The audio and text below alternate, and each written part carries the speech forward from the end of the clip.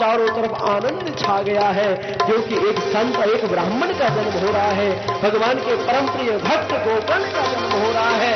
भागवत के परम प्रिय वक्ता श्री महात्मा गोकर्ण का जन्म हो रहा है। चारों तरफ आनंद छाया हुआ है, महाराज चारों तरफ आनंद की बौछार हो रही है। पंडित देवता ने देखा, ब्राह्मण देवता ने देखा कि मेरे घर में जहां एक एक बच्चा नहीं था, भगवान की कृपा से वहां दो दो बालक जन्म लेकर के आ गए हैं। महाराज सारे गांव वासियों को पता चला, सारे गांव वासी इकट्ठे हो गए, सबने बधाइयां दी। महाराज बधाई हो, बधाई हो, बधाई हो। भगवान जब देता है तो छप्पड़ फाड़ के देता है। अभी तक तो सुना था, अब देख भी रहे। एक नहीं था, आज भगवान ने दो दो दे दिया। महाराज बड़ी कृपा करी भगवान ने आपके ऊपर, सब बधाई देने लगे। समय बीता, 10 दिन के गोकर्ण जी महाराज हुए हैं, तो उनका नाम गोकर्ण रखा गया है। बोलो गोकर्ण जी महाराज की। और जैसे महाराज दोनों बच्चे बड़े होने लगे कि कियत काले न तऊ जात तरुणऊ तनया गोकर्णा पंडित हो ज्ञान धुंधकारी महान। गोकर्ण जी महाराज तो विशाल पंडित हुए, प्रकांड विद्वान हुए, ऐसे पंडित बने, ऐसे पंडित बने, पूरे क्षेत्र में उनका नाम हुआ। हर व्यक्ति उनसे परिचित हो गया। इतने शांत स्वभाव के महाराज, इतने भजनानंदी की पूछो ही मत। सत्य के मार्ग में चलने वाले बने, और जो धुंधकारी था वो महान खल बन गया, महान दुष्ट बन गया। जितनी सत्यता गोकर्ण जी महाराज के जीवन में थी, उतनी उससे 1000 गुना ज्यादा दुष्टता उसके जीवन में। इतना दुष्ट हो गया। जितना वो सत्यवान बने, उससे उतने ही ये दुष्ट बन गए। एक बेटा सत्यवान बन रहा है, एक दुष्ट बन रहा है, एक सद्मार्ग में जाने वाला बन रहा, एक कुमार्ग में जाने वाला बन रहा। मेरे भाई बहनों, यहां धुंधकारी का अर्थ क्या है और गोकर्ण का अर्थ क्या है? धुंधकारी का भाव है धुंधुम कलहम करोति सा कार्यति सह धुंधकारिणः। जो कलह करता है, क्लेश करता है, हिंसा करता है, मांस खाता है, मदिरा पीता है, माता पिता का सम्मान नहीं करता, जुआ खेलता, पराई स्त्री के साथ गमन करता है, व्यभिचार करता है, वो मनुष्य ही धुंधकारी कहा जाता है। यहां देख लेना धुंधकारी कितने बैठे हुए हैं। हाँ? हमें अपने अंदर ही देखना कि हम में से धुंधकारी कौन सा है।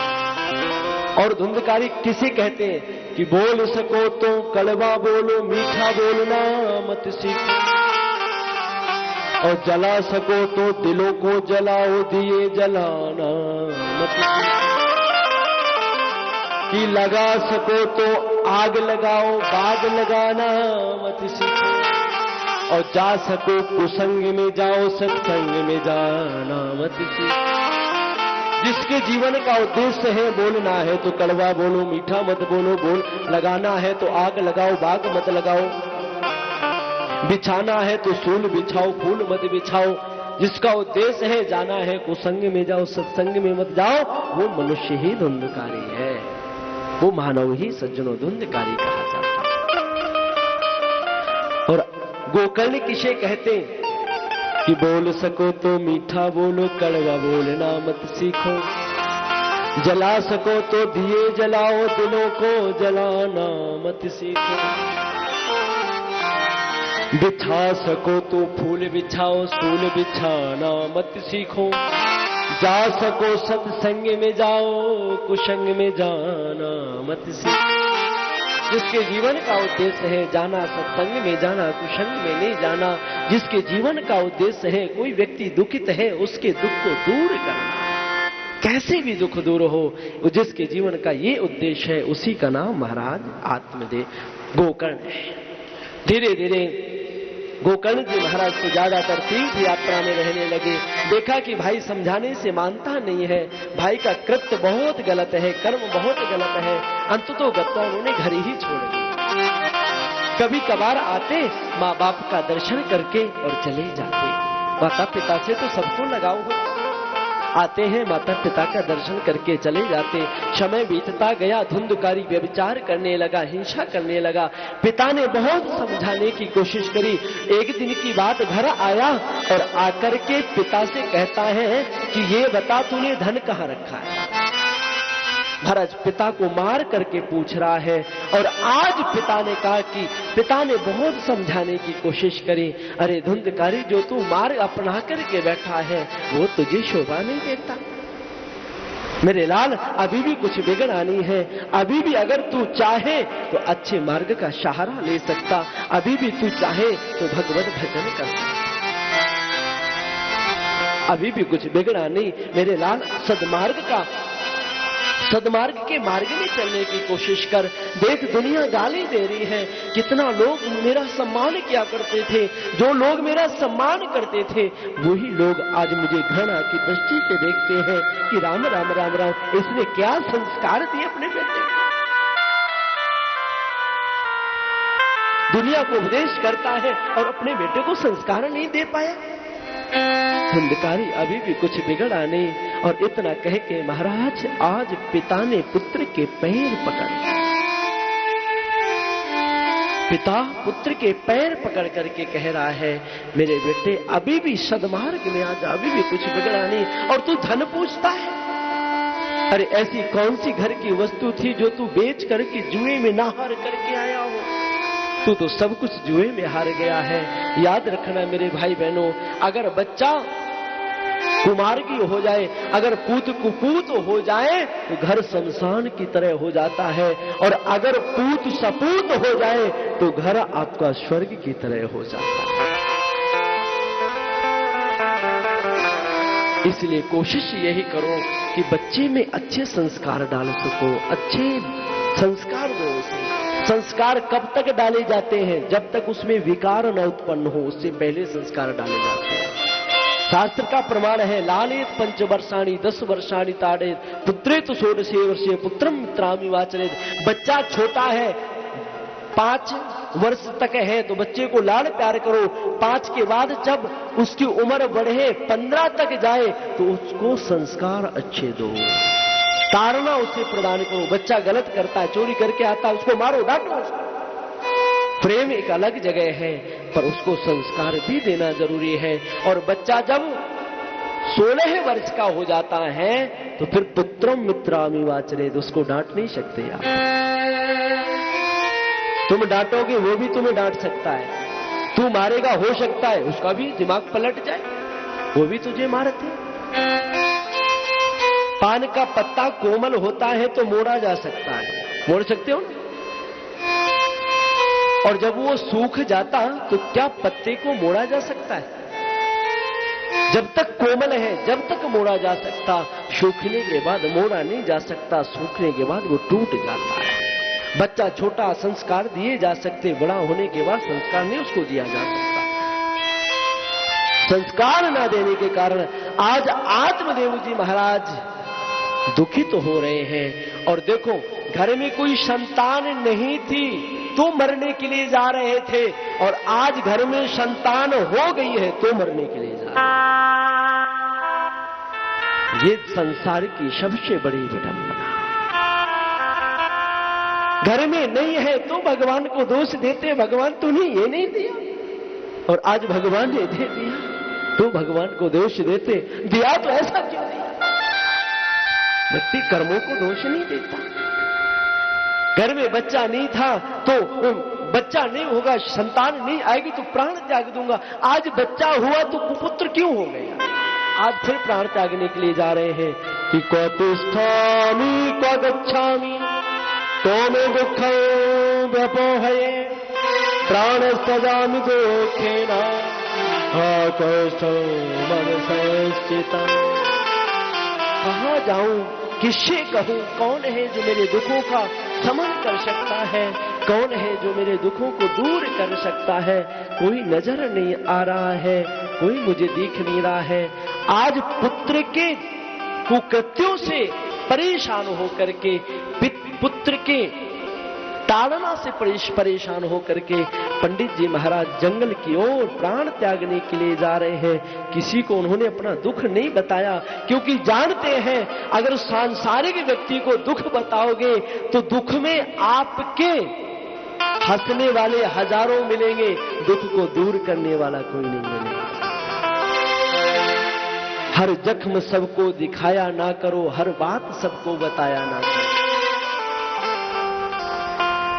हर जख्म सबको दिखाओगे तो कोई मरहम नहीं लगाएगा, उसमें नमक और लोग डालेंगे। हर बात सबको बताओगे, उसका उपहास करेंगे। हर आंसू सबको दिखाओगे, पोंछने वाला कोई नहीं मिलेगा। मेरे भाई बहनों, जब भी जीवन में दुख आए तो यहाँ ये संकेत किया जा रहा, किसी संत के शरण जाना, सद्गुरुदेव भगवान के शरण जाना। गुरुदेव भगवान कैसे होते हैं, संत कैसा होता है? संत और सांसारिक में एक ही फर्क होता है।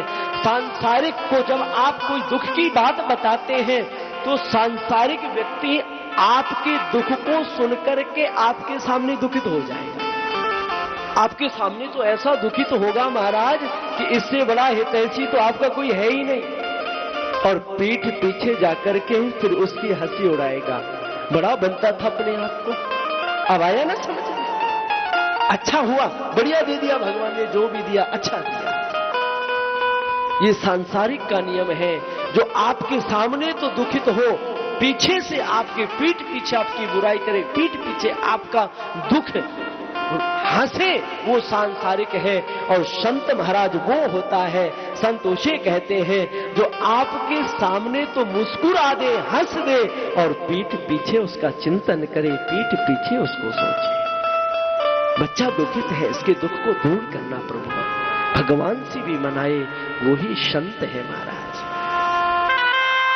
और जब पीड़ित हुए आत्मदेव जी, कोई मार्ग नहीं निकला, कुतिष्ठामि, कहां जाऊं, कोमि दुखम, कौन मेरे दुख को दूर करेगा? सामने से गोकर्ण जी महाराज चले आ रहे हैं, महात्मा गोकर्ण आ रहे हैं। आहा, ये भागवत का पहला पुत्र है महाराज, जो पिता को भी उपदेश कर रहा है। मानो बताना चाहता है कि ना पुत्र बड़ा ना पिता, जिसके पास ज्ञान है वो बड़ा। पिताजी, आप जैसा ज्ञानी व्यक्ति और इस तरह से दुखित हो रहा है? अरे महाराज, आप जैसे ज्ञानी व्यक्ति को क्या दुखित होना शोभा देता? आप कहते मुझे दुख है, आप कहते मुझे दुख मिल रहा है, तो ये बताओ संसार में सुखी कौन है? आप संसार में हैं, और संसार में रह करके जो संसार दुख का स्वरूप है, उससे सुख की कामना करना, उससे सुख की कामना करना, उससे सुख की कामना करना ही महाराज व्यर्थ है। प्यासे व्यक्ति के पास जाओगे तो प्यासा आपको पानी नहीं दे सकता। पानी तो सज्जनों वो देगा जो स्वयं पहले से भरा हो। तो जो संसार दुख का स्वरूप है, उससे सुख की कामना करना सबसे बड़ी मूर्खता है, सबसे बड़ी भूल है आपकी। यह सारा खलु संसारो दुख रूपी विमोह का, सुतम कस्या धनम कस्या श्रेहवा ज्वरते।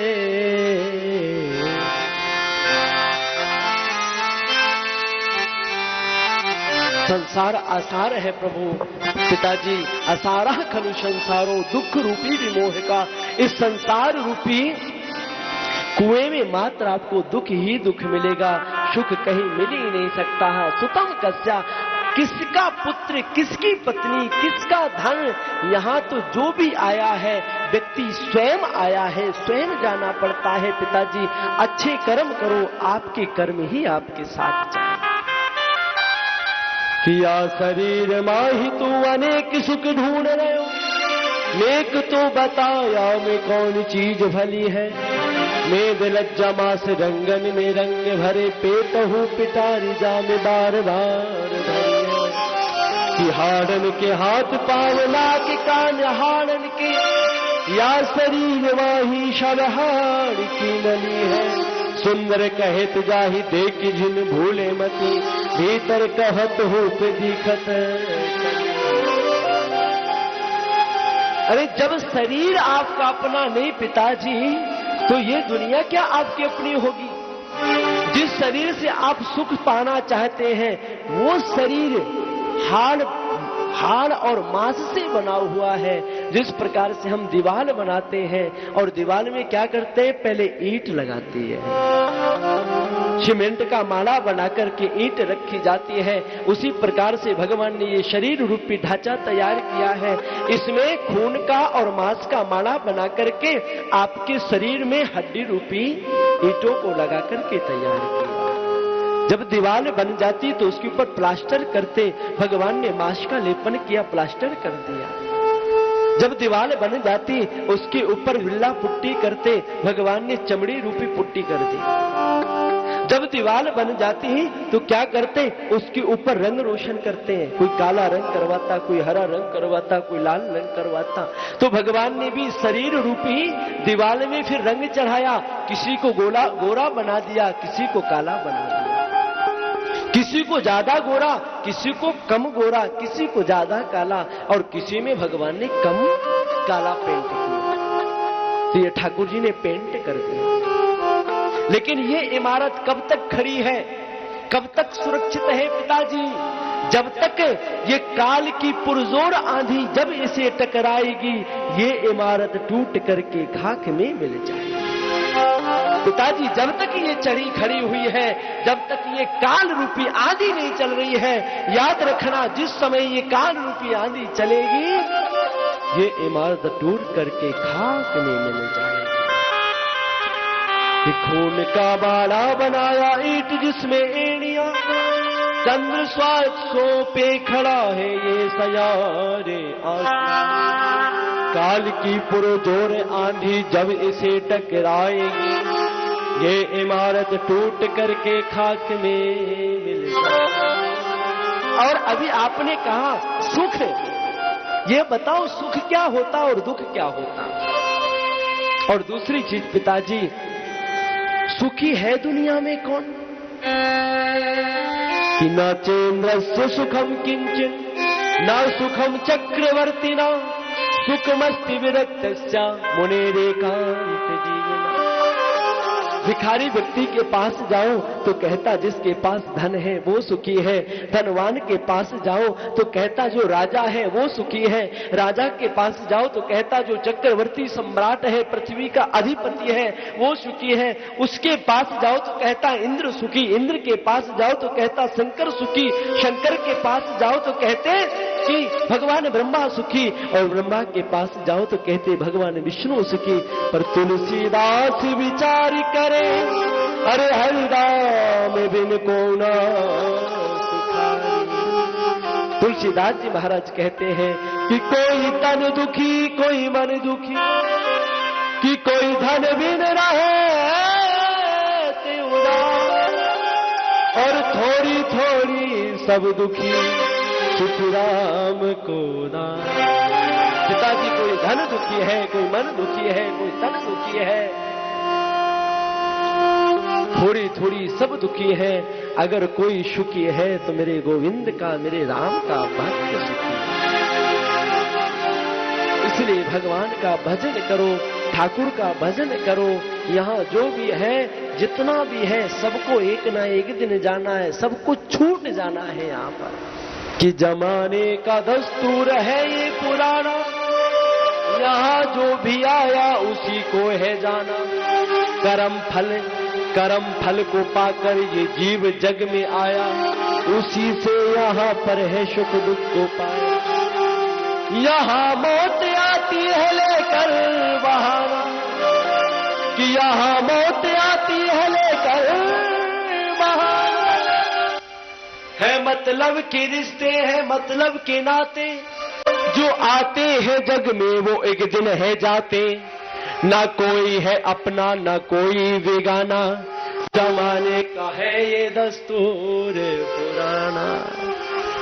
पिताजी कर्म फल को पाकर के जीव संसार में आया है। जो भी यहाँ आया एक ना एक दिन उसको जाना ही जाना है।